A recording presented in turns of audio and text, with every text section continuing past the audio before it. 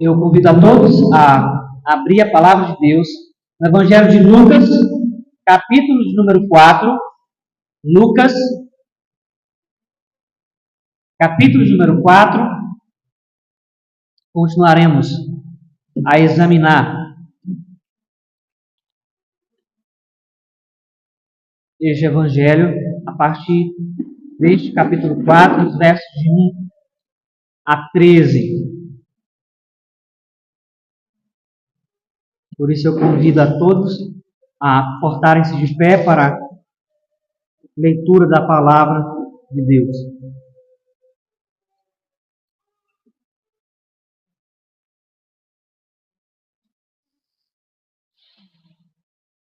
Eis o que diz a palavra do Senhor. Jesus, cheio do Espírito Santo, voltou do Jordão e foi guiado pelo mesmo Espírito no deserto, durante 40 dias, sendo tentado pelo diabo. Nada comeu naqueles dias, ao fim dos quais teve fome. Disse-lhe então o diabo: se és o Filho de Deus, manda que esta pedra se transforme em pão. Mas Jesus lhe respondeu: está escrito, não só de pão viverá o homem. E elevando-o, mostrou-lhe no momento todos os reinos do mundo. Disse-lhe o diabo: dar-te-ei toda esta autoridade e a glória destes reinos, porque ela me foi entregue, e a dou a quem eu quiser. Portanto, se prostrado me adorares, toda será tua. Mas Jesus lhe respondeu: está escrito, ao Senhor teu Deus adorarás, e a Ele darás culto, e só a Ele darás culto. Então o levou a Jerusalém, e o colocou sobre o pináculo do templo, e disse: se és o Filho de Deus, atira-te daqui abaixo, porque está escrito, aos teus anjos ordenará a teu respeito que te guardem, e eles te sustentarão nas suas mãos, para não tropeçares em alguma pedra. Respondeu-lhe Jesus: dito está, não tentarás o Senhor teu Deus. Passadas que foram as tentações de toda sorte, apartou-se dele o diabo, até o momento oportuno. Seca-se a erva e cai a sua flor.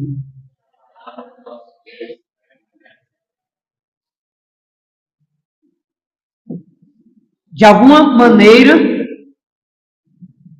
as pessoas têm sido tentadas ou provadas em determinadas áreas da vida. O que se resulta disso é a aprovação ou a reprovação. É uma consequência lógica. Ou você será aprovado ou será reprovado. Assim como no teste em que você vai para tirar sua carteira de habilitação. Não importa aonde você vá fazer o teste, você será ou aprovado ou reprovado. Diante disso, não é à toa que centenas de famílias estão sendo destruídas. Haja vista que os pecadores estão sempre pecando e estão sempre caindo em tentação. Uma minoria tem respondido a essas tentações e as suas provações de maneira correta, voltando-se para a Bíblia, fazendo o que é correto. Essa que, aliás, tem sido a maneira mais desprezada de como um cristão deve lidar com as suas emoções, seus pecados e todas as áreas de sua vida. Mas alguém já disse que se quisermos conhecer um crente que não honra a Deus, veja o quanto de poeira há sobre a sua Bíblia.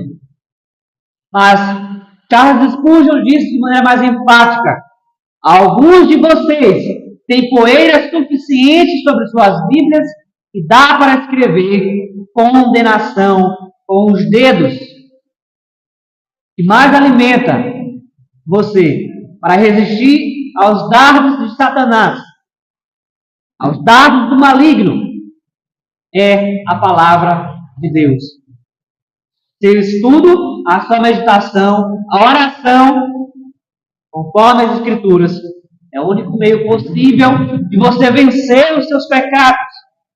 John Owen, ao escrever sobre isso, disse: devemos gastar tempo diariamente considerando o grande perigo em que nos envolvemos quando entramos na tentação. Pensemos nas prováveis consequências.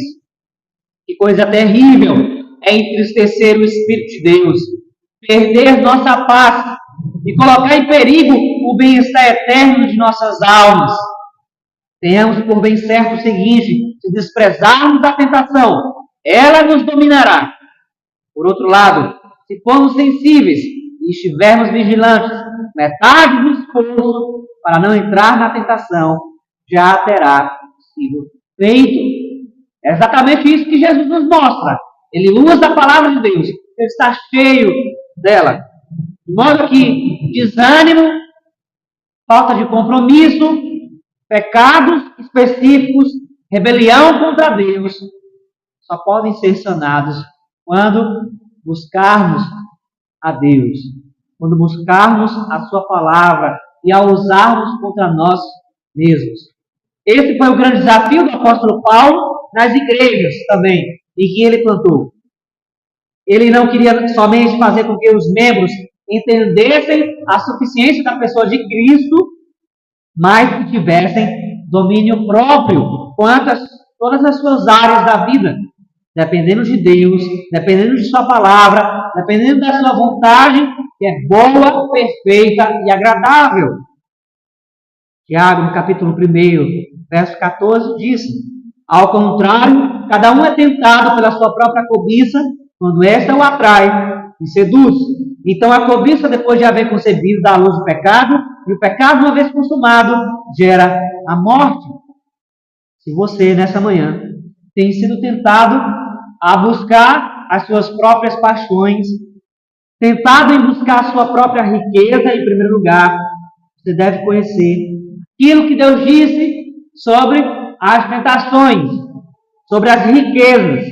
Você precisa ir até a Bíblia, você precisa agir diante de Deus, apegar-se àquelas promessas reveladas a você, martelar em suas mentes quanto ao que Deus diz a respeito disso, bem como saber qual o fim daqueles que não obedecem aquilo que Deus diz que é para obedecer. Não há outra saída senão agir. Homens, mulheres, crianças. A única saída para vencermos os nossos pecados é agirmos contra eles.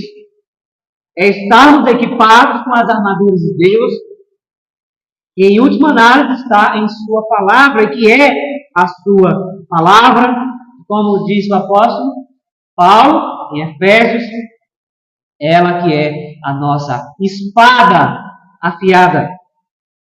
Mas essa certamente não foi a situação de Jesus, cuja humanidade estava apegada aos mandamentos de Deus. Guardou a lei de Deus no coração como um homem perfeito, como o segundo Adão prometido. Ele não era como muitos que em um momento dizem uma coisa e em outro momento fazem outra. Jesus foi perfeito e perseverante em todas as ocasiões. Ele nos ensina, no seu momento de maior aflição, que se comprometer com Deus, se comprometer com Deus resulta em negar as propostas de Satanás. Resulta em não se iludir com as obras do maligno. E além disso, se comprometer com o Pai, com Deus, resulta em um conhecimento claro das falsas ideias que o diabo quer lançar sobre nossas mentes. Por isso eu chamo a sua atenção, em primeiro lugar, a humilhação e a tentação de Cristo. Isso é evidente aqui, porque Lucas quer de fato narrar a tentação de Jesus. Mas por ser o Verbo de Deus, aquele que se fez carne, você precisa entender a pessoa de Jesus, aqui nesse contexto, como sendo tanto o verdadeiro homem, como o verdadeiro Deus. Ambas as naturezas coexistindo em uma só pessoa, mas sem se misturar. A própria encarnação faz parte desse contexto e faz parte do estado de humilhação de Cristo, que já fora predito pelo profeta Isaías no capítulo 53, verso número 3. Ele era desprezado e mais rejeitado entre os homens, homens de dores e que sabe o que é padecer. E como um de quem os homens escondem o rosto era desprezado, dele não fizemos caso. Tudo isso fez parte da humilhação de Cristo. E a pergunta de número 46, o Catecismo Maior também estende isso, nos perguntando qual foi o estado da humilhação de Cristo. O estado da humilhação de Cristo foi aquela baixa condição na qual, por amor de nós, despindo-se da sua glória, ele tomou a forma de servo, em sua concepção e nascimento, em sua vida, em sua morte, e depois até a sua ressurreição. Não é isso que vemos aqui? Jesus sendo levado ao deserto, tendo fome, passando 40 dias em jejum. Sofrimentos de Cristo e as suas humilhações, desde a encarnação até a cruz maldita, nos mostra que ele foi um homem de dores. Suas tentações também são um testemunho para que você possa perseverar. A respeito disso alguém escreveu, dizendo que o caminho da glória para o cristão é necessariamente o sofrimento. É o caminho agonizante, a porta estreita que leva à vida. O caminho fácil para a glória é a mentira de Satanás. Essa mentira foi aqui proposta a Jesus e continua sendo oferecida aos seus seguidores. Por isso que há milhares de cristãos que acham que são cristãos, mas na verdade ainda não entraram pela porta estreita, ainda não compreenderam que seguir a Cristo é renunciar a si mesmo, é de fato carregar a sua própria cruz, tendo o auxílio do Espírito Santo, mas carregando o peso da sua própria cruz.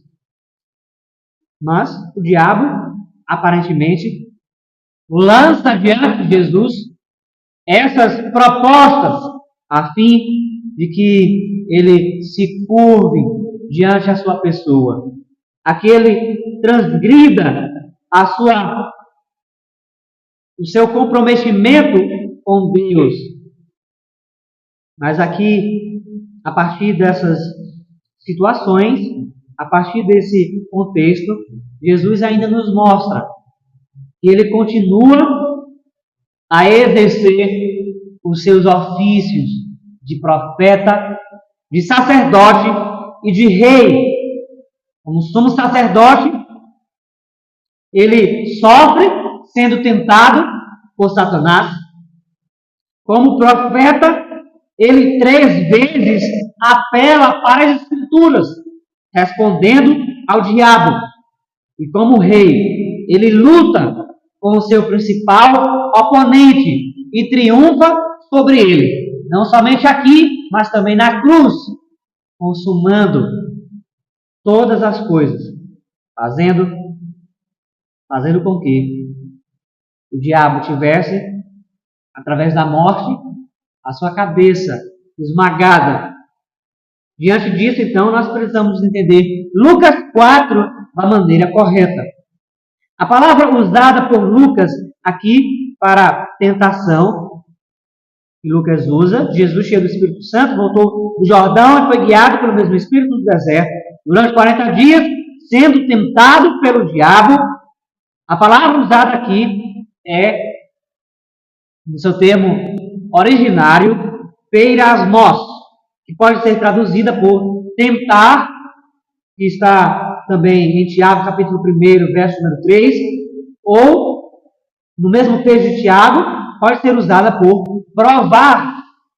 E aqui a palavra é usada de maneira apropriada, ou seja, de maneira duplamente apropriada, pois em um mesmo momento o diabo está tentando Jesus para que ele deserte da sua comissão divina, do seu papel de ir até a cruz e morrer pelos pecadores, e o Espírito Santo está o pondo à prova para o preparar para a sua comissão divina, a fim de que ele seja perseverante.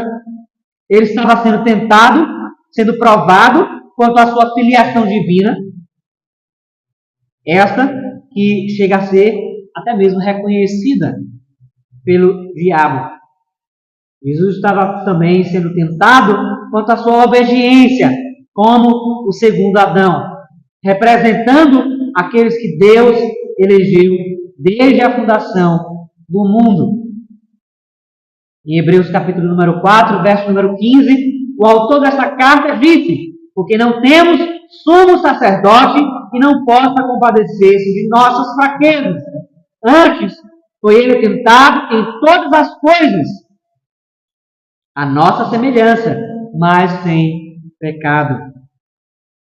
Você percebe que os sofrimentos de Cristo foram verdadeiros, que as suas tentações e provações foram reais. Não é só você que é provado, não é só você que é tentado, não é só você que é chamado ao sofrimento, mas Cristo nos mostrou e nos disse que Ele veio ao mundo. E no mundo teremos aflições, mas que Ele venceu o mundo. Segundo o relato de Mateus, capítulo número 4, em que a mesma narrativa é descrita por este outro evangelista, Jesus foi tentado nos seus últimos dias de jejum. Mas Lucas nos diz que durante 40 dias sendo tentado pelo diabo, indicando que Jesus estava sendo tentado por todos estes 40 dias, nos mostra de uma forma ou de outra que Jesus foi provado e tentado, mas que, sobretudo, ele venceu. Mas ainda que haja essa disputa entre a ocasião da tentação de Jesus, especificamente, o fato é que, quer seja por curto tempo ou por um longo tempo, nós sofremos ou pelos nossos pecados ou pelas nossas concupiscências que nos enganam, ou por aquilo que acreditamos ser verdadeiro, quando na verdade é falso. Assim como Jesus foi tentado aqui no deserto, ele também foi tentado na cruz e venceu. Lucas capítulo 23, verso 35 diz: o povo estava ali e a tudo observava. Também as autoridades zombavam e diziam: salvou os outros, a si mesmo se salve, se é de fato o Cristo de Deus, o escolhido. Cristo não tomou estas palavras da maneira como muitas pessoas tomariam. Ele foi até o fim, cumprindo as promessas de Deus. Essa é a humilhação de Cristo aqui, revelada nesta tentação. Essa é a sua tentação propriamente dita, caso você acredite que ele não sofreu assim como você também sofre hoje. Mas, em segundo lugar, eu chamo a sua atenção a maneira eficaz de resistir ao pecado. As perguntas de Satanás exigiram respostas claras de Jesus. Perguntas exigem respostas. As atrações que você sente, quer seja por um pecado ou outro, exigem respostas. Ou você responderá de maneira contrária, ou você responderá de maneira benéfica. Porque as respostas em algum questionamento ou alguma circunstância demonstram alguma coisa sobre nós. De modo que as respostas de Jesus demonstraram quem realmente ele era. O diabo queria saber se de fato ele era o Filho de Deus. E ele demonstrou ser o Filho de Deus. Todas as nossas respostas ao pecado, às ocasiões de tentação, demonstrará em alguma medida que tipo de cristão você é, ou se ainda você é um cristão. Porque pensar biblicamente, irmãos e irmãs, sempre foi um desafio. E eu quero dizer com isso, pensar a partir daquilo que Deus revelou em sua palavra, sempre foi um desafio para os homens. Adão não resistiu, caiu em pecado, não pensou biblicamente, não pensou a partir das ordenanças de Deus. Ele transgrediu, ele pecou. E isso porque o inimigo já tinha tomado a sua consciência, haja vista também ele ter se escondido de Deus. Assim como talvez você tenha feito ou esteja fazendo em algum momento de sua vida, se escondendo de Deus, se escondendo de sua palavra, se escondendo de lidar com as suas faltas. Satanás domina as mentes dos homens mundanos. Mas você não deve se enganar. Deus também pode entregar a mente dos homens a uma condição reprovável. Deus também, caso você não se arrependa, pode entregar a sua mente a uma condição reprovável, de modo que seus próprios pensamentos fúteis, desejos do seu próprio coração, estes serão o seu guia, estes serão o seu alicerce. Mas quantas pessoas não se submeteriam a aceitar as propostas do diabo? Você conhece alguém assim? Você se encaixa neste quadro? Quantos não iriam preferir a glória? Não iriam preferir a honra? Não iriam preferir serem vistos pelos homens? Nada disso Jesus reconheceu. Valendo a pena se alcançarmos transgredindo a lei de Deus. Se alcançarmos tudo isso abandonando os princípios da sabedoria de Deus. Por isso, Jesus aqui não somente prova ser fiel ao Pai, mas mostra-nos a maneira de também sermos, citando a palavra de Deus. Disse-lhe então o diabo: se és o Filho de Deus, manda que esta pedra se transforme em pão. Mas Jesus lhe respondeu: está escrito, não só de pão viverá o homem. Mas ainda, logo em seguida, ao ser novamente tentado, Jesus responde: está escrito, ao Senhor teu Deus adorarás e só a Ele darás culto. E pela última vez, o diabo o tenta. Jesus novamente o diz: Porque está escrito: não tentarás o Senhor teu Deus.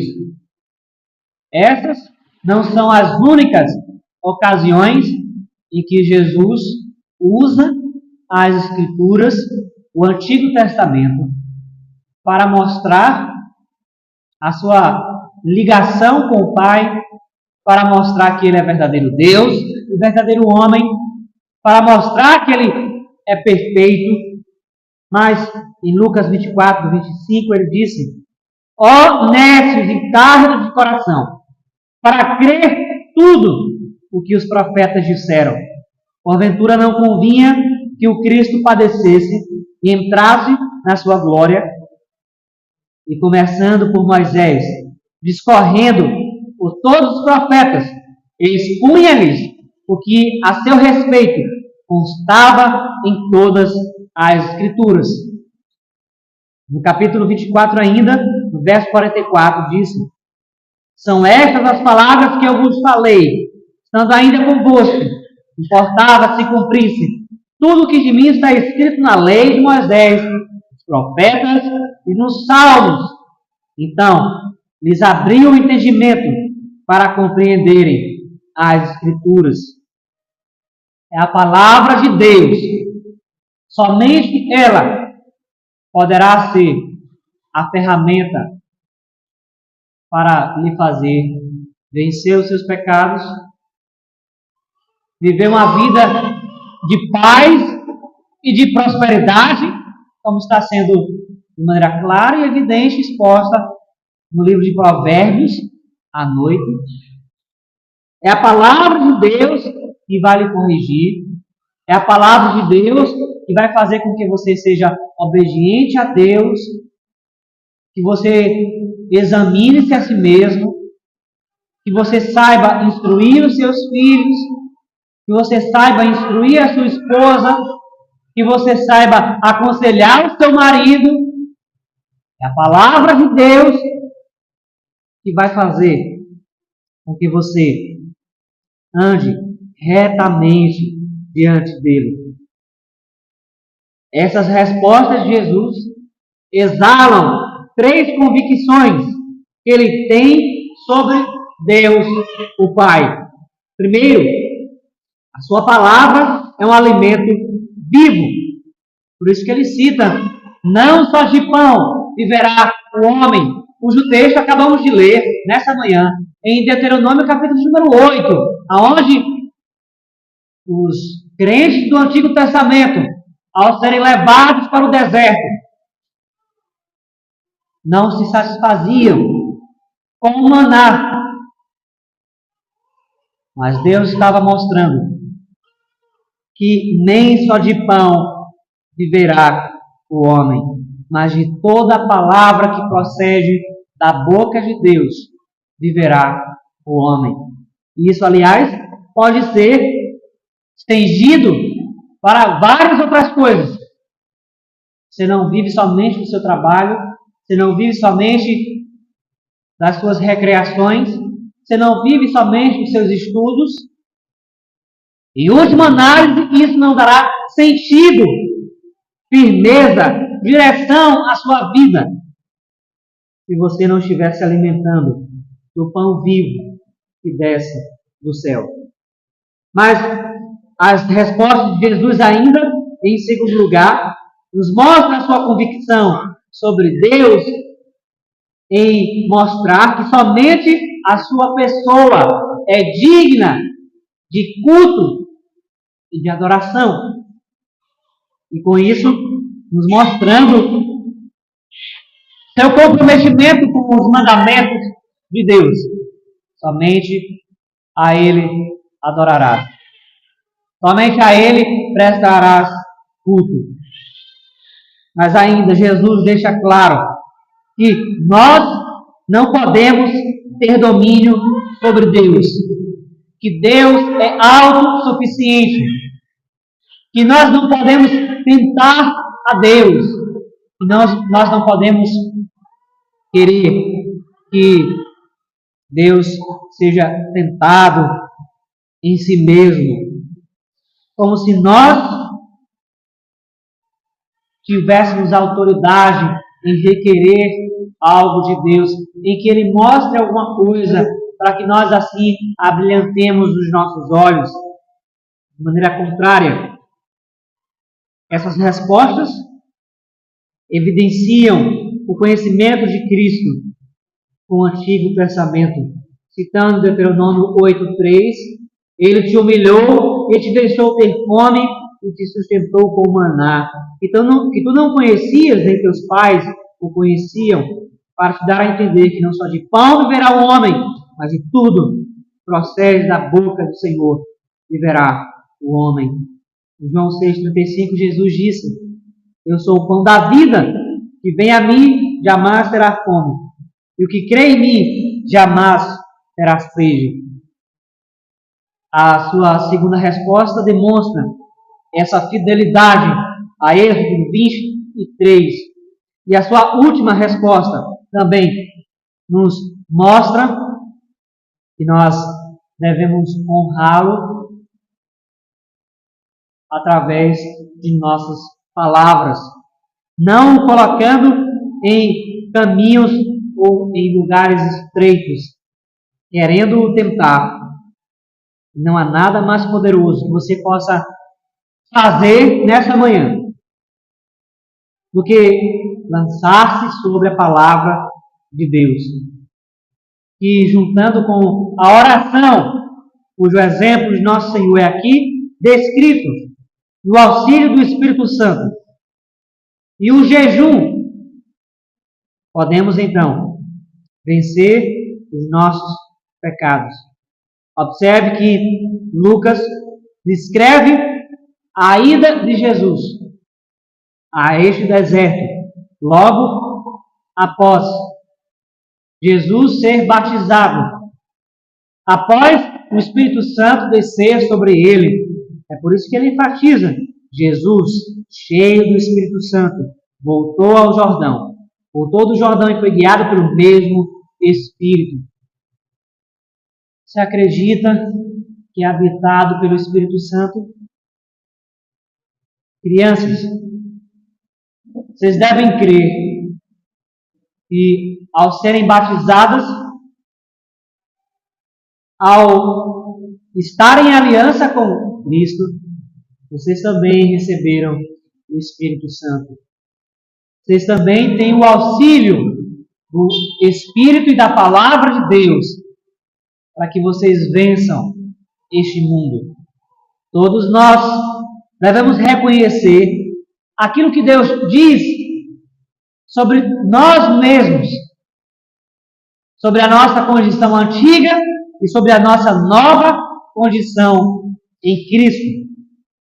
Você é seguidor de Cristo? Você confia em Cristo como Salvador de sua alma, realmente, a ponto de lançar-se às Escrituras, confiando em sua palavra? Em terceiro e último lugar, observe comigo a perseverança de Cristo em vencer o pecado.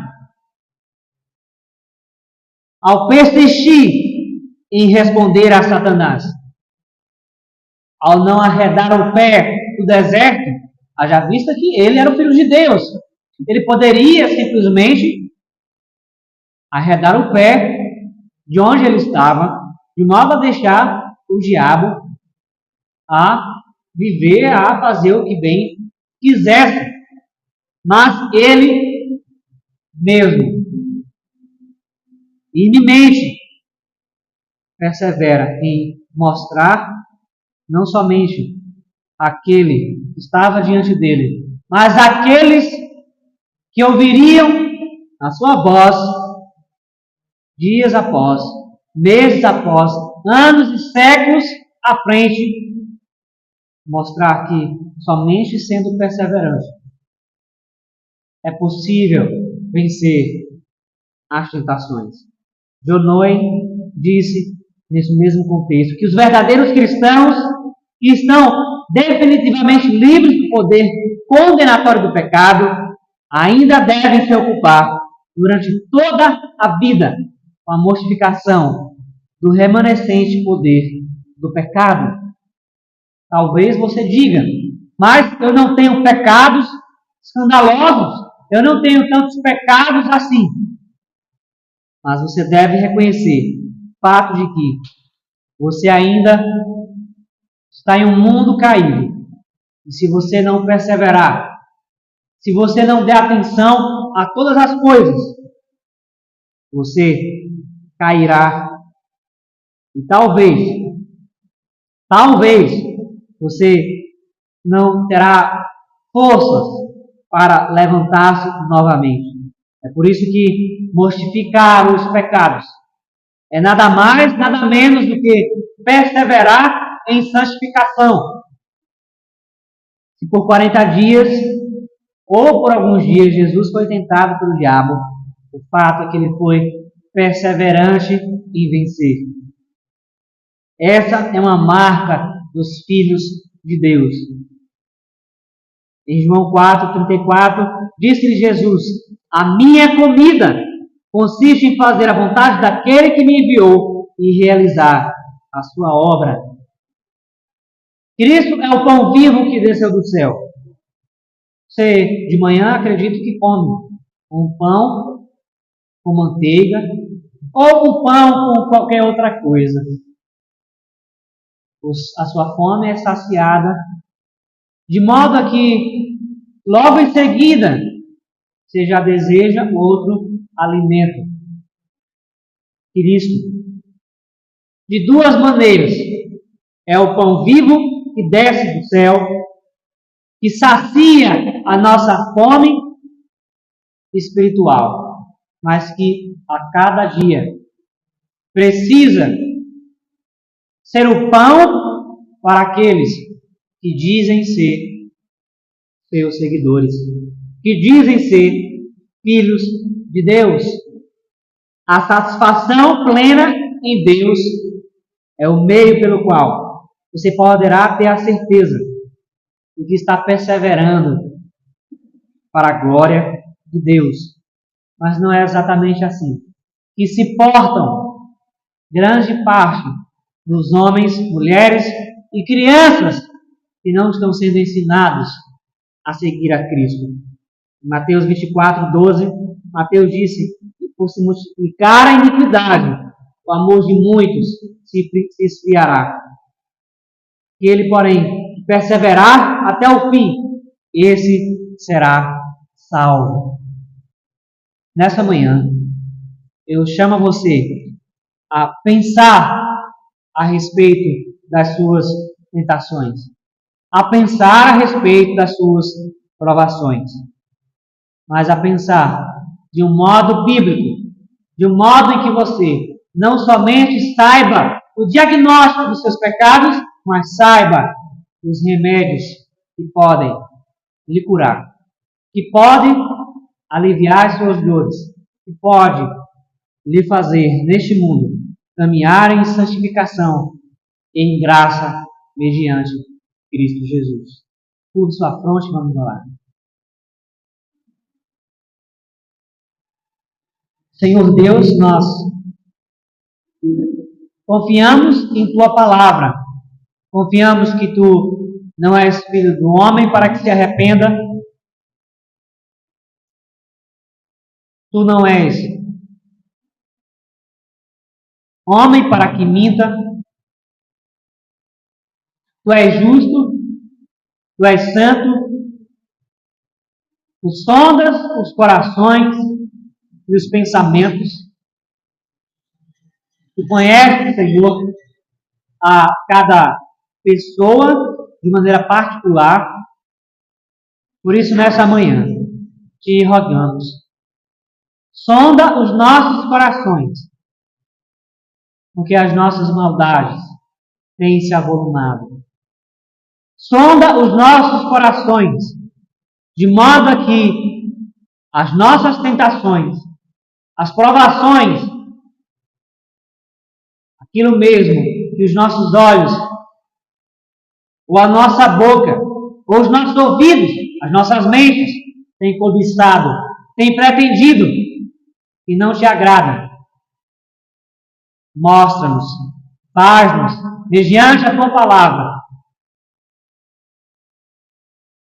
reconhecermos nossos pecados, lidarmos com eles da maneira verdadeira, a única maneira, aliás, de termos a cura, de termos a paz, de termos o bom juízo neste mundo.